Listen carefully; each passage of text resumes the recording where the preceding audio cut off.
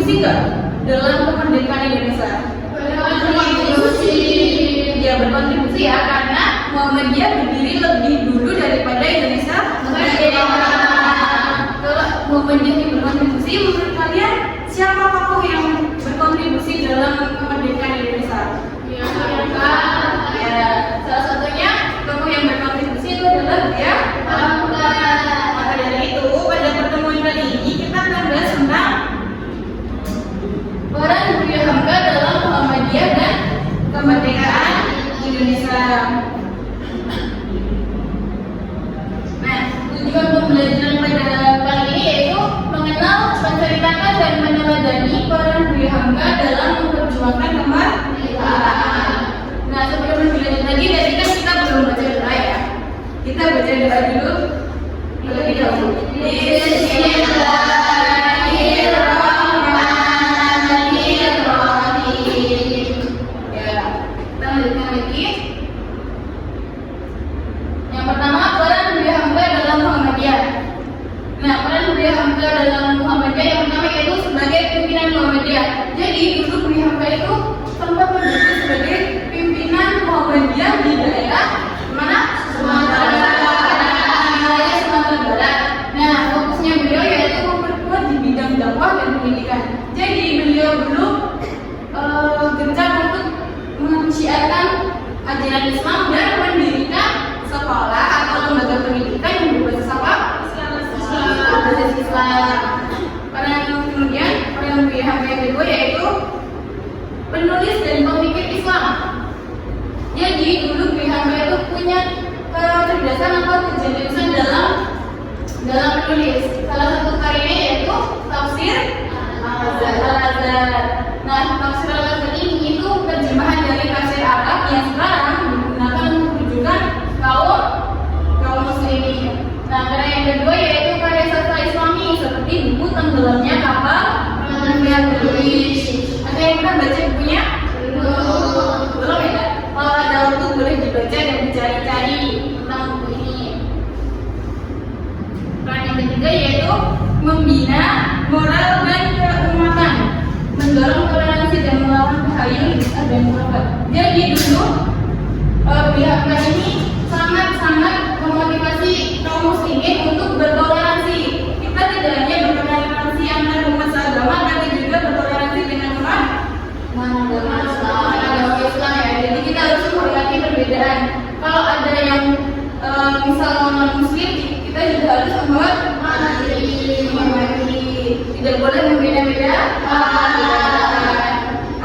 Di sini ada yang punya teman yang non muslim? Tetap hidup rukun kan? Tidak. Kalau kayak gitu Mas Rofi nggak boleh dicontoh ya anak-anak. Nah itu kemudian Buya Hamka juga melawan yang namanya tahayul, bid'ah dan khurafat. Ada yang tahu tahayul itu apa? Contohnya apa? Ya, namanya gaib. Kalau bid'ah?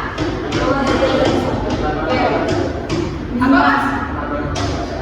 Menambahkan syariat itu? Ya benar ya. Menambahkan syariat Islam ada tiga diajarkan oleh Nabi Muhammad.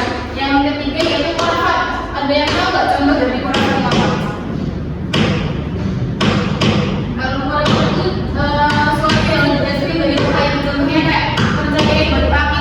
Nah kalau kita pakai batu api ini akan membawa kepada itu cuma dari khurafat.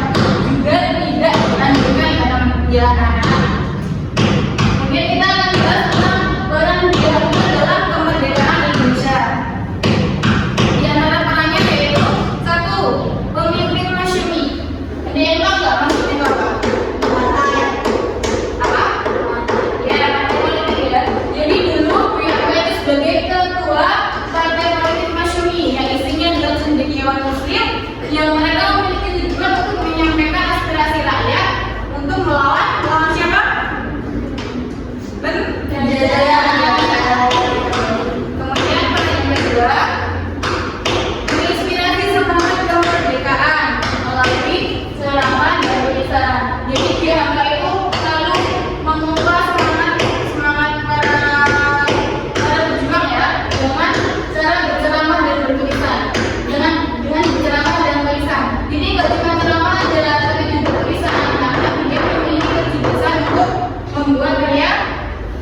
sastra. Kemudian yang ketiga yaitu sebagai anggota konstituen P. Nah, anggota konstituen P ini anggota yang lebih kecil dari BPUPKI. Jadi apa BPUPKI? Badan Usaha Persiapan Kemerdekaan Indonesia. Nah, tahu nggak tugasnya anggota konstituen atau BPUPKI ini apa?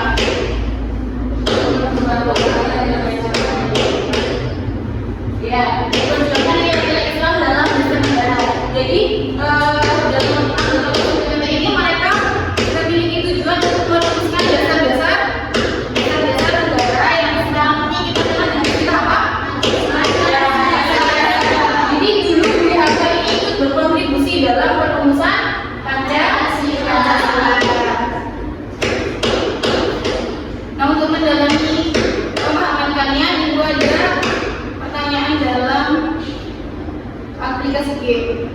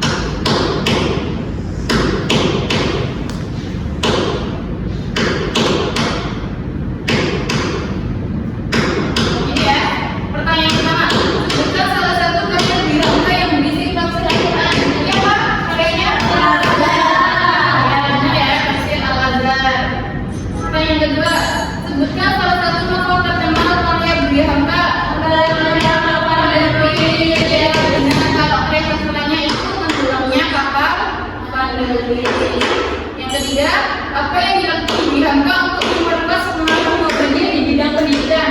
Pendidikan, sekolah-sekolah dan lembaga pendidikan.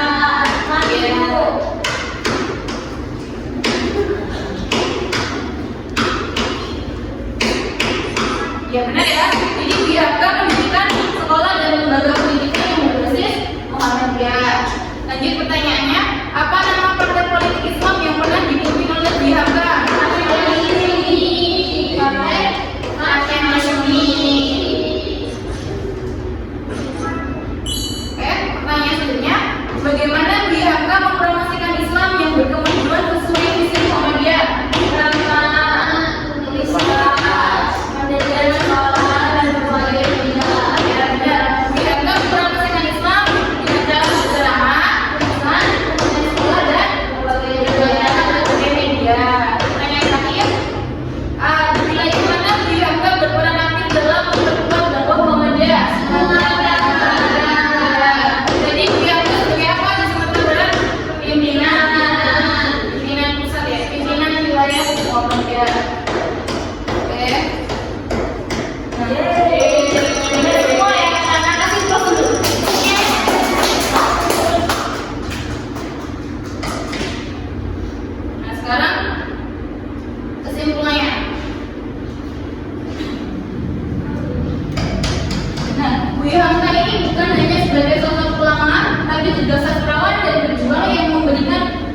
Kontribusi besar bagi kemajuan Indonesia dan